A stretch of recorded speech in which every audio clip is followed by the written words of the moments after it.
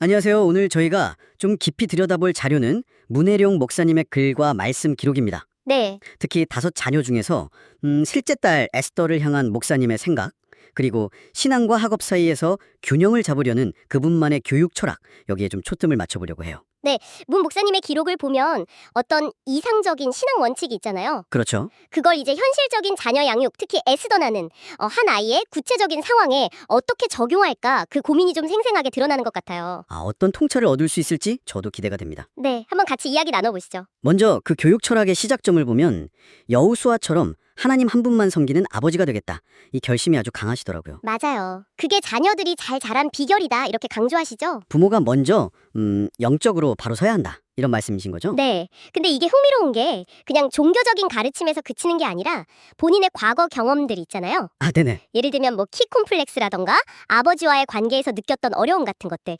이걸 반면교사 삼아서 자녀들에게는 좀 다른 유산을 물려주고 싶어하는 그런 의지가 보여요. 그렇군요. 자녀들을 독수리 오형제 오자매처럼 키우고 싶다는 그런 목표도 말씀하셨는데. 네, 거기서 말하는 강함이라는 게 뭐랄까 단순히 세상적인 성공 이런 것보다는 어떤 어려움이 와도 신앙을 지키는 그런 내적인 강인함 이걸 의미하는 걸로 보이더라고요. 신앙적 토대는 그런데 교육 방식은 또 굉장히 현실적이어서 놀랐어요. 특히 수학. 아, 수학이요? 네. 소위 말하는 스카이캐슬 같은 그런 입시 경쟁이 목표가 아니었다는 점이요. 오히려 초등학교 들어가기 전에 수학으로 자신감을 먼저 심어주려고 했다. 이게 좀 독특했어요. 네, 아주 흥미로운 지점이죠. 어떻게 보면 수학을 입시 도구가 아니라 심리적인 방어구처럼 활용하신 셈이에요. 심리적 방어고요. 네, 그러니까 본격적으로 학업 스트레스나 실패를 겪기 전에 나 이거 잘하네? 이런 성공 경험을 통해서 자신감이라는 갑옷을 먼저 입히는 거죠. 아하. 나중에 아이가 좀 더 어려운 도전을 스스로 맞설 때 미친 듯이 죽도록 매달릴 그런 힘을 여기서 얻게 하려는 좀 장기적인 전략으로 볼 수 있을 것 같아요. 타고난 재능보다는 성실함. 이걸 더 중요하게 보신 것과도 연결이 되겠네요. 네, 맞아요. 그럼 이 철학이 이제 구체적으로 오늘 저희가 주목하는 셋째 딸 에스터에게는 어떻게 적용됐는지 좀 볼까요?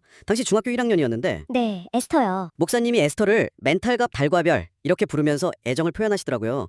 이게 정확히 어떤 뜻인지는 모르겠지만 뭔가 강한 정신력과 소중함을 동시에 나타내는 애칭 같아요. 네, 그런 느낌이죠. 그런데 동시에 수학에 대해서는 아주 솔직하게 수학머리는 아니다. 성격이 급하다. 이렇게 평가를 하세요.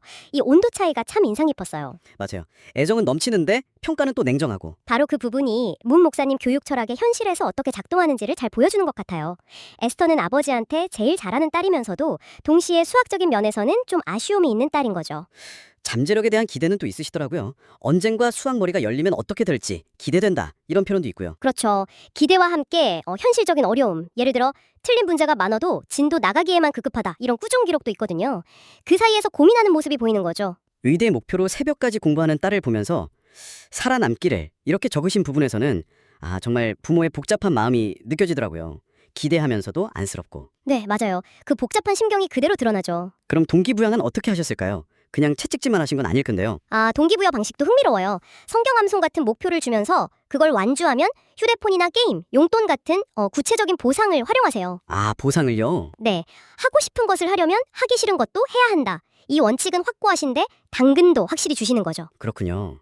신앙훈련이랑 학업 동기부여, 그리고 가족관계, 이걸 다 묶어서 가려고 하신 거네요. 네, 그렇게 보여요. 단순히 이걸 분리하는 게 아니라 하나의 틀 안에서 통합하려는 시도인 거죠. 궁극적으로는 신앙과 건강한 관계 안에서 아이가 온전히 성장하는 것, 그게 목표인 것 같고요. 온 가족이 같이 배틀그라운드 게임을 했다는 이야기도 있던데요. 네, 그것도 인상적이죠. 엄격한 원칙 속에서도 아이들 눈높이에서 소통하려고 노력하신 부분 같아요.